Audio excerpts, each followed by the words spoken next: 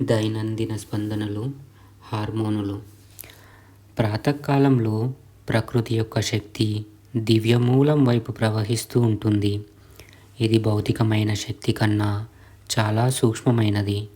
మనం సూర్యోదయానికి ముందే ధ్యానం చేయడం చాలా మంచిది. అప్పుడు ఈ ప్రవాహ తరంగాలతో పాటు మనము ప్రవహించడానికి వీలవుతుంది. సూర్యోదయం అవబోయే ముందర ధ్యానం చేయడం తెలివైన పని.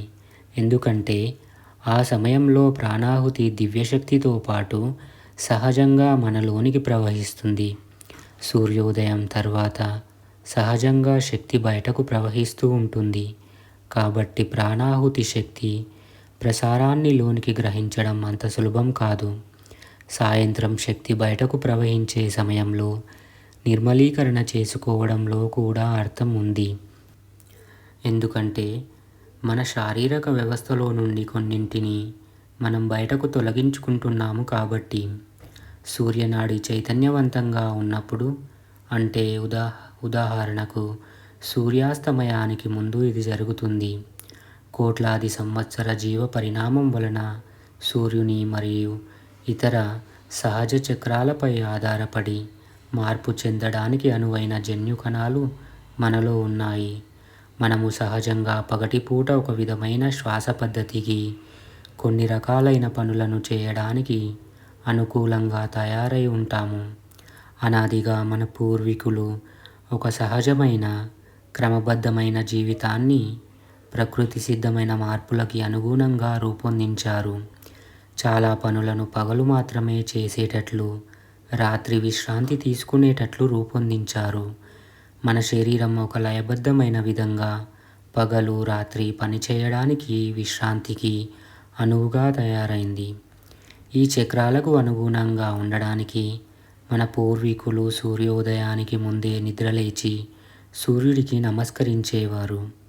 ఉదాహరణకు హఠయోగంలో సూర్య నమస్కారం అనేది ఒకటి ఉంది. దీనిని తరచుగా ఉదయాన్నే 6 బయట ఉదయించే సూర్యునికి ఎదురుగా నిలబడి చేస్తూ ఉంటారు. ఈ రోజుల్లో కూడా భారతదేశంలోని కొన్ని గ్రామాలలో కొందరు హైందవ సంప్రదాయ పద్ధతిలో ఉదయాన్నే సూర్యునికి అర్ఘ్యాన్ని, నీటిని సమర్పించే ఆనవాయితీని పాటించడము మనము గమనించవచ్చు. కనుగ్రుడ్డు లోపల ఉండే రెటీనా పొర నుండి మెదడులోని హైపోథలమస్ వరకు వెళ్ళే నాడీ మార్గాన్ని సూర్యరశ్మి చైతన్యవంతం చేస్తుందని, దాని ప్రభావంతో సెరటోనిన్ అనే హార్మోను మెదడులో ఉత్పత్తి అవుతుందని ఇప్పుడు శాస్త్రవేత్తలు కనుగొన్నారు. సెరటోనిన్ అనేది మనకు ఆనందాన్ని ఇచ్చే హార్మోను. అది లేకుంటే మనం మానసికంగా కృంగిపోతాము. ఉదయాన్నే 6 బయటకు వెళ్ళి సూర్యరశ్మిలో ఉంటే ఆ రోజుకు అవసరమైన సెరటోనిన్ హార్మోను ఉత్పత్తి ప్రారంభమవుతుంది. దానివల్ల మనకు జీవితం పట్ల ప్రకాశవంతమైన, ఆనందకరమైన అనుభూతి కలుగుతుంది.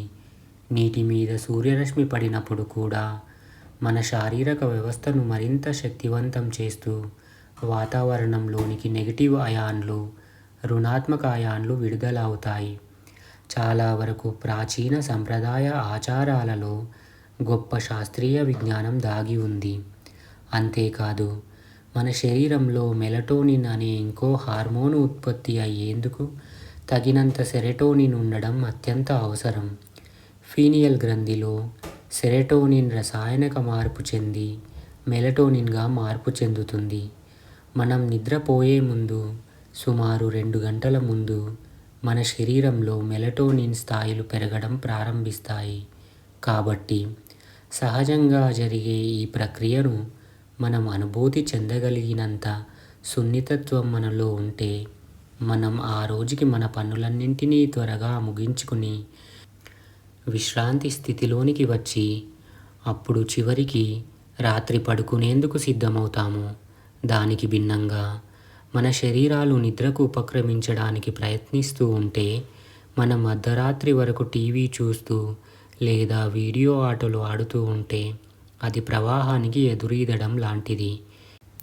ఈ విధంగా ప్రతిరోజు లయబద్ధముగా మన శరీరంలో జరిగే హార్మోనుల ఉత్పత్తి ఒక లయబద్ధమైన సమగ్ర జీవ ప్రక్రియ. ఇక్కడ ఒక ప్రక్రియ మరో ప్రక్రియకు దారి తీస్తుంది. పెందలకడనే నిద్రలేచి ఎండలో నిలబడితే సెరటోనిన్ హార్మోన్ ఉత్పత్తి అవుతుంది.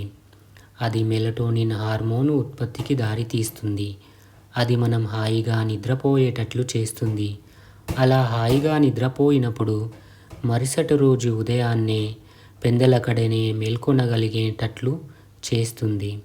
వరుసగా సంభవించే ఈ ప్రక్రియల మధ్య ఏదైనా భంగం వాటిల్లితే నిద్రలేమి, మానసిక రుగ్మతల వంటి ఆధునిక ప్రపంచంలోని 2 ముఖ్యమైన వ్యాధులకు లోనవుతాము.